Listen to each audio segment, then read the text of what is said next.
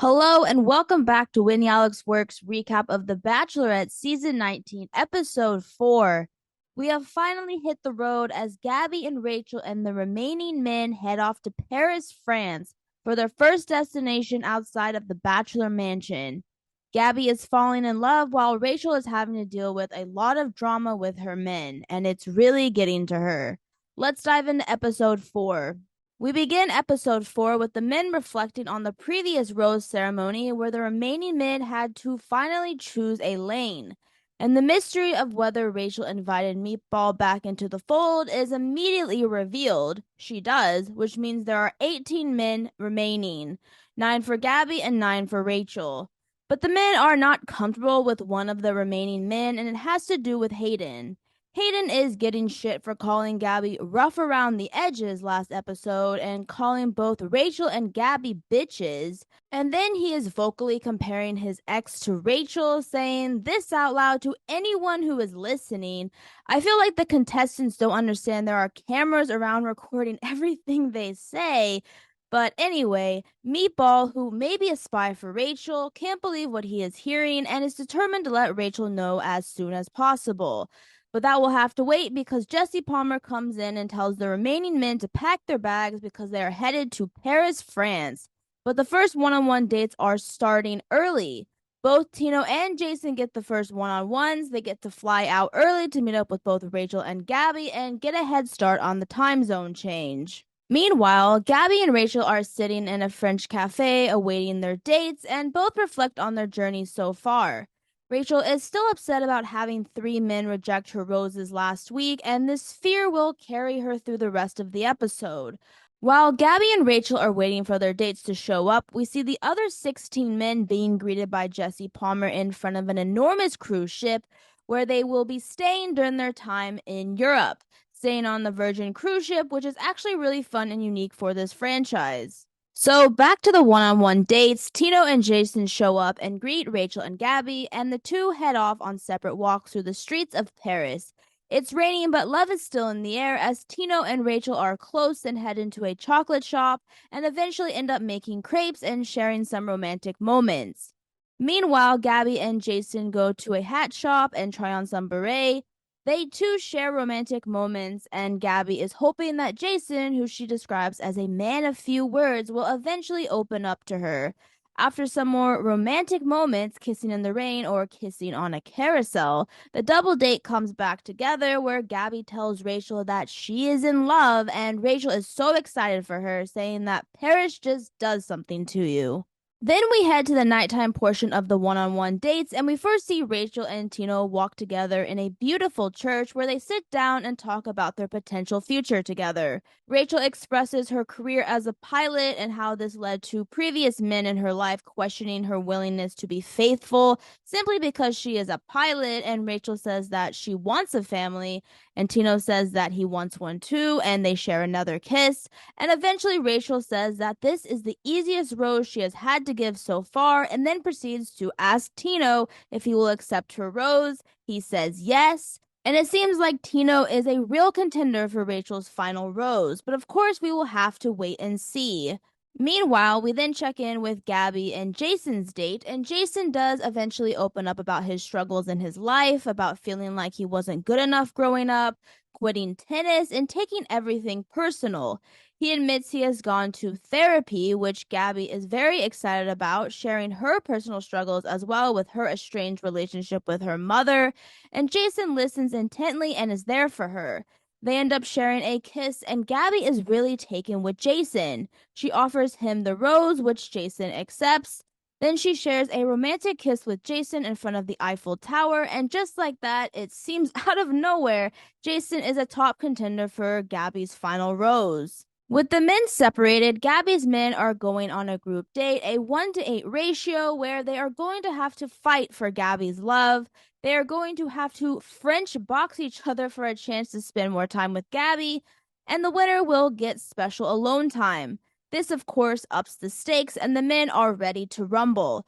But oddly, Rachel and her men show up to view the boxing match, and Rachel starts to feel insecure about her time as the Bachelorette, as she feels that none of her men are even looking at her and didn't even acknowledge her.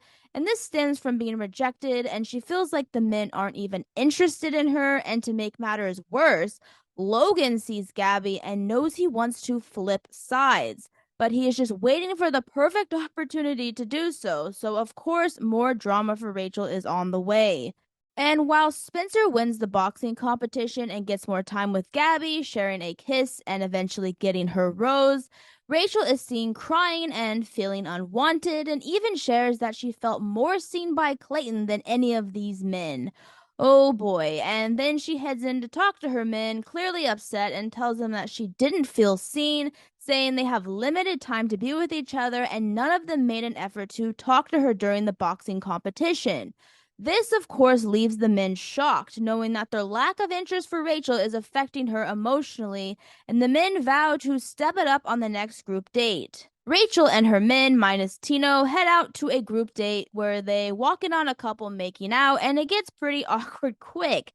Actually, the whole group date was awkward, where the men have to learn the art of romance, and many do their best, which consists of the men trying to flirt with Rachel, which has Zach holding Rachel in an awkward way, and then Ethan goes complete sex panther on her, and then the men have to make out with their hand. It's pretty cringe, and it gets it gets worse.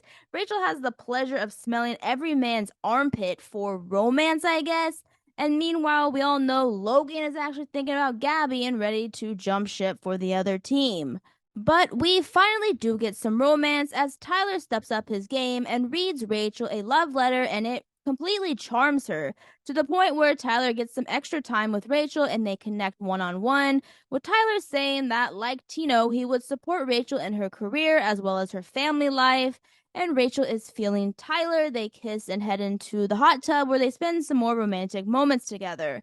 And before all this, Rachel gives Tyler the rose, securing him another week. And while this is going on, Logan is in a dark room talking to Jesse Palmer, expressing his desire to pursue Gabby, and he wants to make this happen. And Jesse questions his intentions, saying that he's basically breaking the non existent rules, and Logan is going to tell Gabby before the rose ceremony.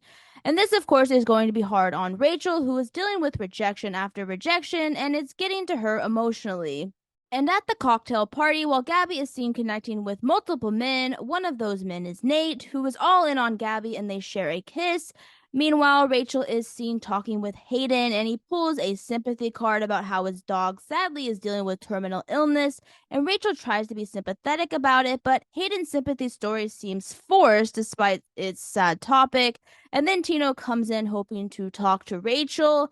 And then Hayden is offended that Rachel didn't tell Tino to please wait a moment. And finally, Meatball the spy pulls Rachel aside and tells her what the audience has known all along, that Hayden is actually a villain.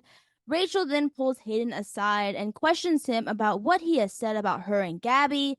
Hayden denies his nasty comments, and Rachel can't believe he is straight up lying to her and decides to send him home. She walks him off the cruise ship, and now 17 men remain.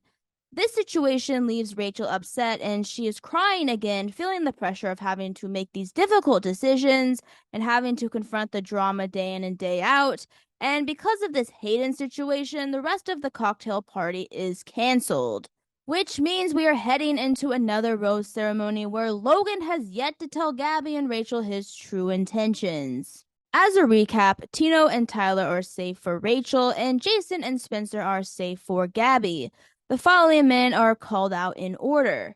First up, Gabby calls Nate, securing him another week. Then Rachel calls out Avon, securing him another week. Gabby then calls Eric. Rachel then calls Meatball. Gabby calls Johnny. Rachel calls Zach. Gabby then calls Michael. And then Rachel calls Ethan. Then Gabby's last rose goes to Mario.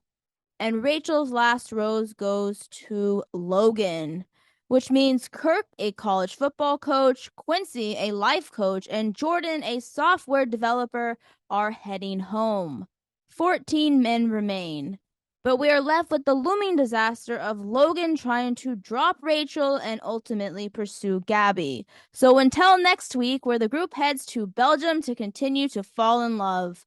Thank you for watching Winnie Alex Works recap of The Bachelorette Season 19, Episode 4. If you enjoyed this video, please like and subscribe at Winnie Alex Works for more videos in the future. See you soon for the next episode.